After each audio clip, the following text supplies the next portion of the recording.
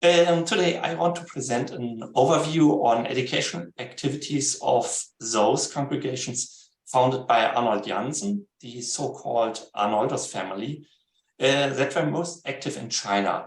That is the SVD or Divine Word Missionaries and the SSPS or Holy Spirit Sisters. I will start by offering some general context on the history of both Catholic congregations in China, and will then discuss some concrete SVD publications in the field of education. For the latter part, I will rely on the insights of my colleague, Dr. Anthony Hubao-Zhu, who sends his regards. He regrets not being able to join today. The foreign missionary activities of the Arnoldus family started in China. In 1882, the first SVD China missionaries, Joseph Granademetz and Johann Baptist Anzer, moved to South Shandong, which was to become the primary missionary area, although by far not the only one of the SVD and the SSPS there. The first SSPS sisters started to work in China in late 1905. A majority of the SVD and SSPS missionaries to China came from rural parts of Germany and the Austro-Hungarian Empire. Speaking of Germany, these were parts that are still known today for being home to a kind of rather down-to-earth kind of people, such as Westphalia or the Eifel region in Western Germany, or the Mosel and Saar region in southwestern Germany. Another thing these missionaries had in common were that they came from rather humble backgrounds, but were noted very early on for the aptitude of learning. So being a missionary or becoming a missionary to them became a way to move beyond the rather narrow horizon of their native regions and unfold these talents. All in all, up to the early 1950s, over 700 SVD and SSPS missionaries worked in China, both foreigners as well as Chinese. Biographical data and further information on them will be available in August this year at the China Historical Database that you see mentioned here, which is managed and supported by the Center of Global Christianity and Mission at Boston University. This is a digital humanities tool collecting information on missionaries and Chinese Christians active from 1550 to 1950. So it's going to be a very valuable tool if you're doing research on history and Christianity in China. In 1882, the Franciscans, who were in charge of the Apostolic Vicariate of Shandong, ceded South Shandong as a new pro-vicariate to the SVD. Both terms refer to ecclesiastical administrative units that designate different steps in the process of a missionary area on the way to becoming a full diocese with a native clergy. In 1886, South Shandong was raised to the level of apostolic vicariate and led by Bishop Johann Baptist Anzer. The SVD missionaries were also active in the German colony of Qingdao. However, their missionary, educational, and publishing endeavors rather deliberately focused on the city of Yanzhou in western Shandong. One important reason for this was the fact that Yanzhou was close to the cradle of Chinese culture, the city of Qufu, the birthplace of Confucius. The cathedral in Yanzhou, which was completed in 1899, paid some respect to the local cultural context. As you can see from the picture, the building merges Western Gothic style walls and windows and Chinese style rather low roofs. Both the SVD and the SSPS emphasized the relevance of educational activities and publishing work for the mission. In this, they followed Arnold Jansen's missionary strategy of spreading the Christian faith through the written word. that is, the press apostolate. Until today, this approach, also understood in a broader context as intellectual apostolate, is one of the charisms of the Arnoldus family. It can be observed, though, that the SSPS sisters were mostly active as teachers rather than authors of educational materials. An educational project of particular interest were the so-called contract schools, founded in 1902 in Yanzhou and Jining, both in Western Shandong. These were middle schools jointly run by the SVD, represented by Bishop Anzer and later on by Bishop Augustin Henninghaus, and an imperial prefect of the Qing government. As private reform schools, they had a mixed Chinese-Western curriculum with courses in classical Chinese literature, arithmetic, history, geography, and German. In day-to-day business, the imperial prefect was in charge of supervising the Chinese teachers. The SVD was responsible for the Western teachers. Student affairs were settled by joint decision. What set these schools apart from other Catholic or Protestant endeavors was their underlying cooperative approach. This also entailed a compromise on a still sensitive issue, that is, observing the rites for venerating Confucius, which were mandatory for students of Chinese schools. This was resolved by both exempting the Christian students from participation in these rites and excluding religious education from the curriculum. Concerning the perspective of Christian graduates of these schools, the contract between the provincial government and the SVD provided that these students were allowed to participate in the civil service examinations. To my knowledge, this kind of arrangement, which might have served as a model for Christian education in China, was not made by any other Christian school in late Qing times. For the record, this agreement did not last for very long either, though. In 1902, the provincial government of Shandong revoked this guarantee without prior notice. Since the imperial examinations were abolished in 1905, it has to be assumed that the matter of the exemption from observing the Confucian rites lay at the core of this decision. Bishop Henninghaus reacted by ending the cooperation immediately. The extant contract schools were continued as German Chinese schools, with religious education now being an integral part of the curriculum. Most prominent among these schools was the St. Francis Xavier College in Jining, which published its own series of school books, the Library of the St. Francis Xavier College. More on this later on. The SVD and SSPS missionaries founded numerous elementary and middle schools, vocational colleges, girls' schools, and catechetical schools for elementary and religious education in Western and Southern Shandong, as well as in Qingdao and the Jiaozhou region.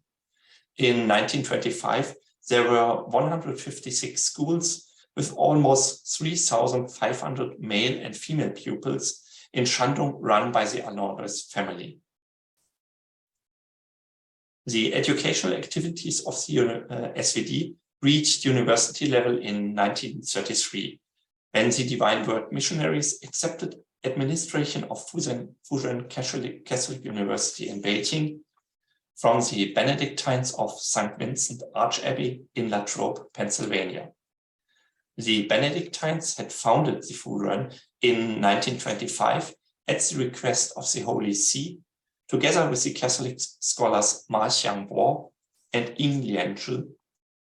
During the Great Depression of the 1930s, they were no longer able to sustain this institution. Numerous members of the SVD and the SSPS studied at Fujian, among them Father Heinrich Busch, longtime editor-in-chief of our institute, and even worked there as teachers, such as Father Franz Xaver Bialas, the founder of our journal Monumenta Serica.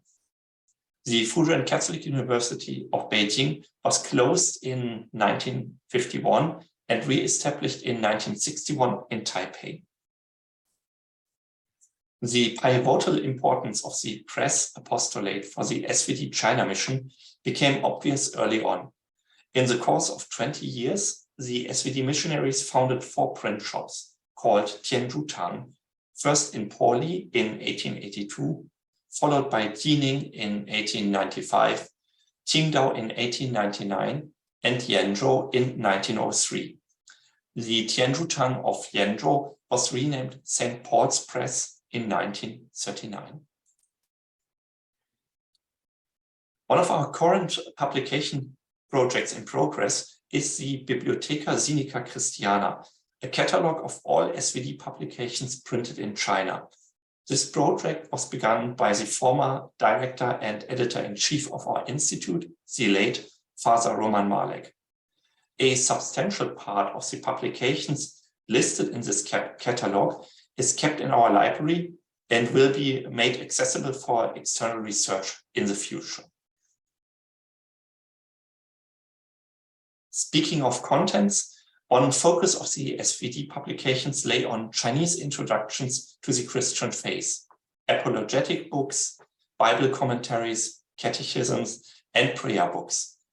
Early on, the printing press in Poli published re-editions of Chinese Christian works from the 16th to 17th centuries, like Matteo Ricci's Tianzhu Shi, The True Meaning of the Lord of Heaven, or Xu Guangxi's Pi Wan, Refuting Buddhist Errors. In the early 20th century, the focus shifted to translations of catechetic works by contemporary Western Catholic authors. However, the publications in Yenzhou also featured a fascinating example of an indigenous Christian literature, which you see here, the Shandong drum songs of the Old Testament by the Chinese Christian author Fei Jinbiao. In 8 volumes, he narrated biblical stories in verses which were supposed to be performed by storytellers and accompanied by drum music, a traditional literary genre in Shandong. Over the course of almost 70 years of publishing until the late 1940s, another focus became works devoted to cross-cultural transfers, such as introductions to German specifically tailored to the needs of Chinese learners and to Chinese for German readers. Prominent SVD authors in this field were the fathers Karl Teufel and Hubert Peulen. Beyond that, the print shops published school books on natural sciences, geography, and other modern subjects. As a means to access Chinese culture, the SVD also published re-editions of Chinese classics, for example, the Lunyu.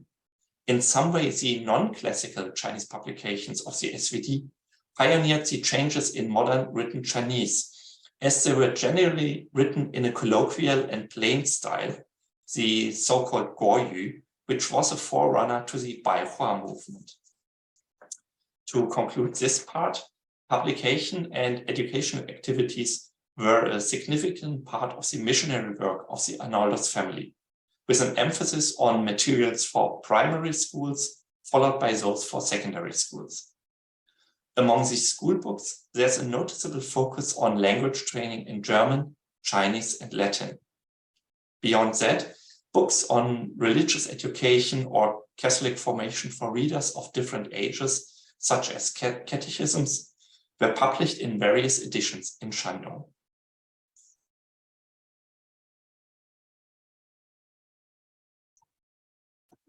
I will now turn to some concrete publications. With regard to the topic of today's webinar, I will focus on introductions to Chinese and German, as well as one schoolbook series.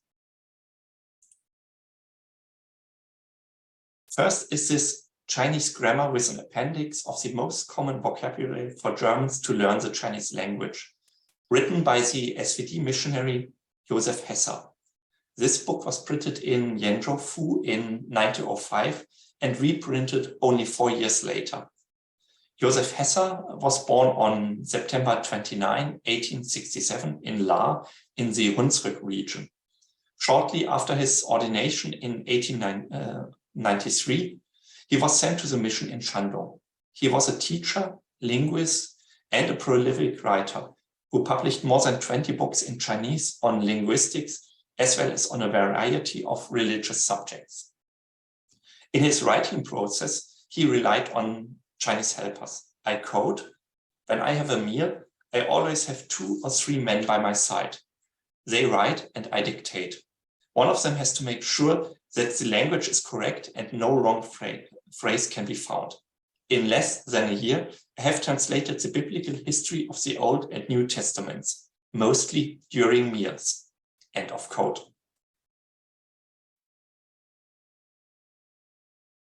Hesser's grammar addressed the needs of SVD and SSPS missionaries who had just arrived from Europe, since a German-Chinese language book like this one could not easily be found at that time.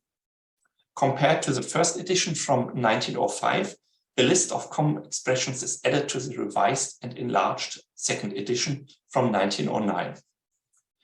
This list is divided into 14 groups covering a wide range of daily topics such as employment, travels, clothing, weather, business, and so on.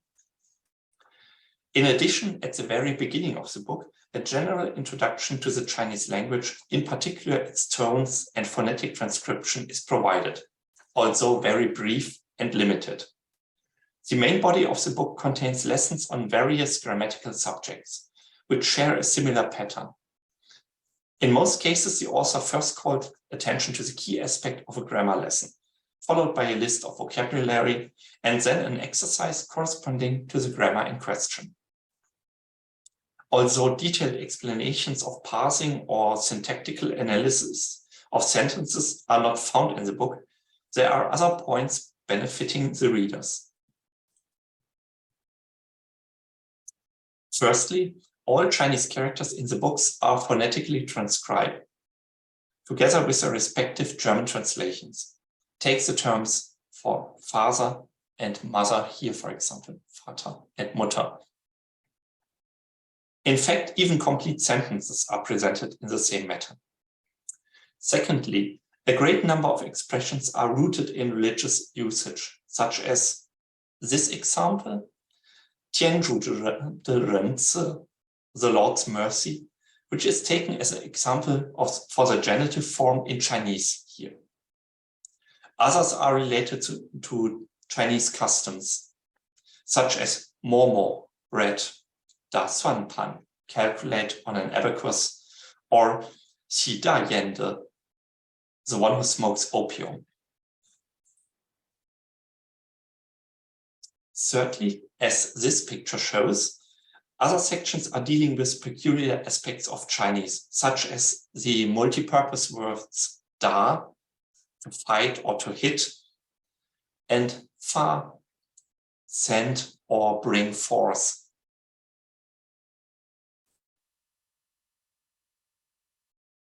These sections on reduplicative words shows that Hesser's Chinese grammar aimed at mastering colloquial Chinese. The vocabularies or expressions selected for the exercises come from everyday life settings and thus are easy to follow and put into practice for a beginner.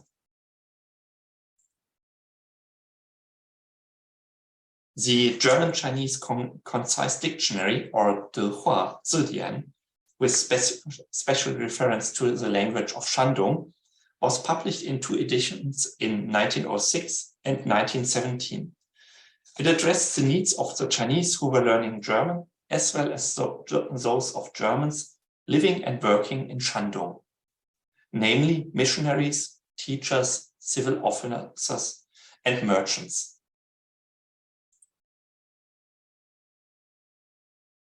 For Chinese readership, it provided conversational expressions, numerous synonyms, possibly related words, and so on.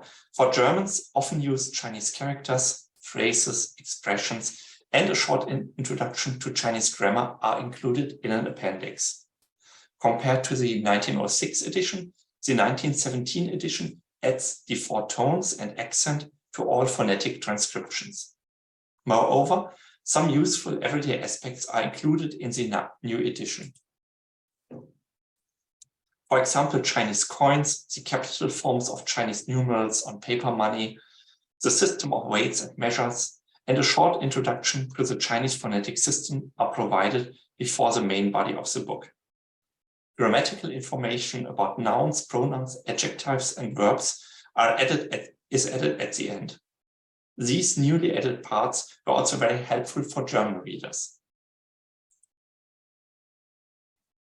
Another tool to be used by both Chinese and German learners was Josef Stangier's Chinesisch-Deutsches Taschenwörterbuch, or Chinese-German Pocket Dictionary, also called the Hotzidian, which was published in Qingdao in 1914.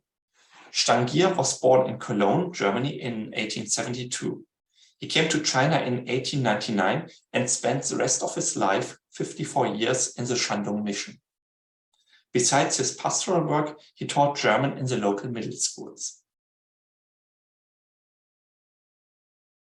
Overall, the dictionary is a convenient tool for both Germans and Chinese.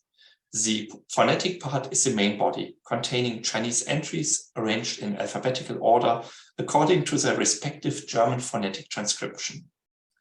Thus, in each entry, the transcript of the character comes first, the actual character second, and the German translation third.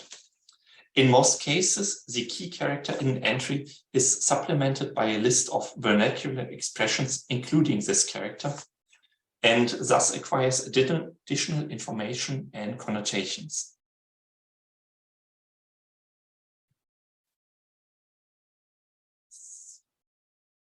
The second part of the dictionary is an index of about 5,000 characters arranged in accordance with 214 radicals, as well as the number of strokes a character may have. Moreover, for the sake of Chinese learners, Stangier also added a list of irregular German verbs, and for the sake of Germans, the Chinese ways of counting time, a reference table to the Chinese zodiac cycle, the 24 solar terms, Chinese numerals, and an index of radicals. Specifically written for Chinese students learning German was the Practical Guide to Learning German for Chinese, Dirk from about 1926 by the earlier mentioned SVD missionary Hubert Poilen. Poilen was born in Waldfeucht near Cologne in 1864. He came to China in 1890 and also died there in 1928. He was a missionary pioneer in some areas of South Shandong. He also pioneered teaching German as a foreign language to Chinese students. The Practical Guide is a testimony to his endeavor.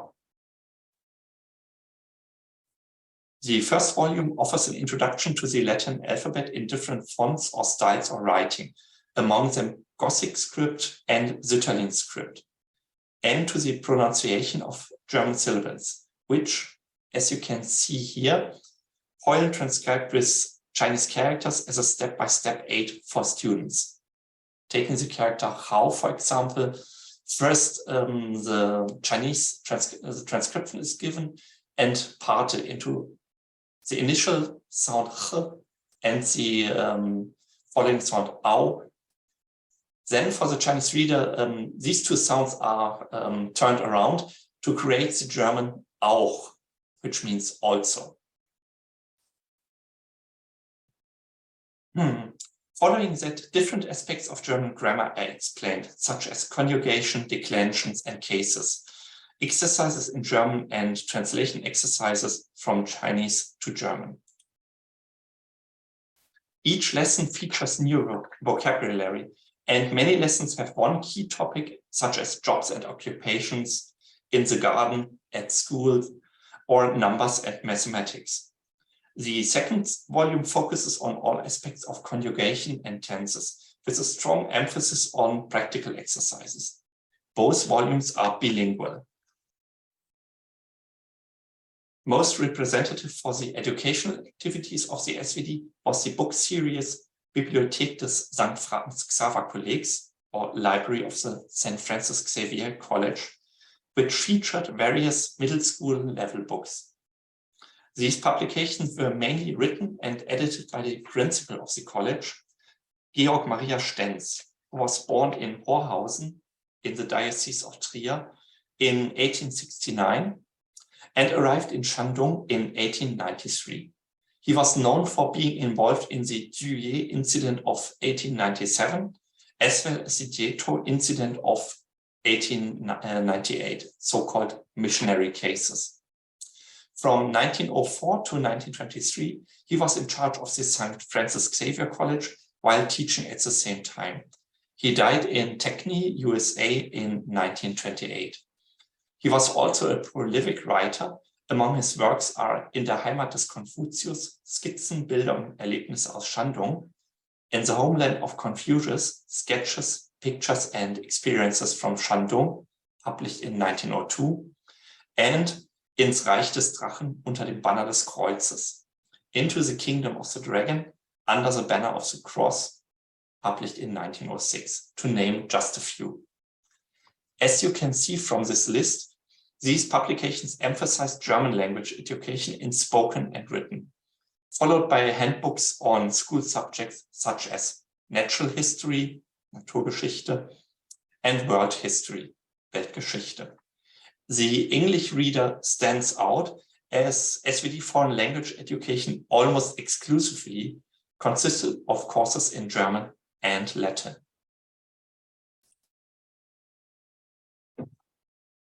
To conclude, the aims of SVD educational activities in China were twofold. On one hand, they focused on teaching Chinese. An overall impression is that most of the above-mentioned grammar books, bilingual dictionaries, and reading materials are not purely sinological, but more practical works, and thus easy to follow and put into use in everyday life. The primary goal of SVD writers was to teach the newly arrived missionaries some language skills so that they could communicate with the people they would encounter, understand them, and eventually bring the Christian message to them. Nevertheless, while not exclusively academic, these materials once had the missionaries in their work in Shandong. It should be noted that the system of alphabetical romanization the SVD writers used to document the Shandong dialect is different from the Wade Giles system, which was becoming popular at the time. Thus, the phonetic transcription with tones recorded by the SVD and proofread by the local Chinese helpers now can be considered as a primary source for the study of the contemporary vernacular language in Shandong, and in particular the South Shandong dialect. On the other hand, the promotion of German language education for Chinese students corresponds to the fact that the diverse word missionaries were just beginning to develop into an international Catholic order in the early 20th century, with a majority of the missionaries still coming from German-speaking European countries. Another aspect was that the heartland of the SVD mission was close to the German colony in Qingdao, so that this specific education in German also served to facilitate Chinese-German interactions in this region. However, most strikingly, though the SVD publications were rooted in people's daily matters, they did not reflect much of the social changes and the hard living conditions of the people in Republican China. Remember, the SVD China missionaries were working in Shandong from the end of the 19th to the first half of the 20th century. So, of course, they witnessed a turbulent China that was changing day by day. Although one could find hints on what China went through at that time in other SVD writings or reports, still, modern readers would rather assume that the newly arrived missionaries certainly should have been informed on this from the beginning of their language courses in more detail. So I hope this presentation has succeeded in raising your interest for this very specific interplay between religion, education, and cross-cultural communication. And I look forward to your comments and questions. Thank you.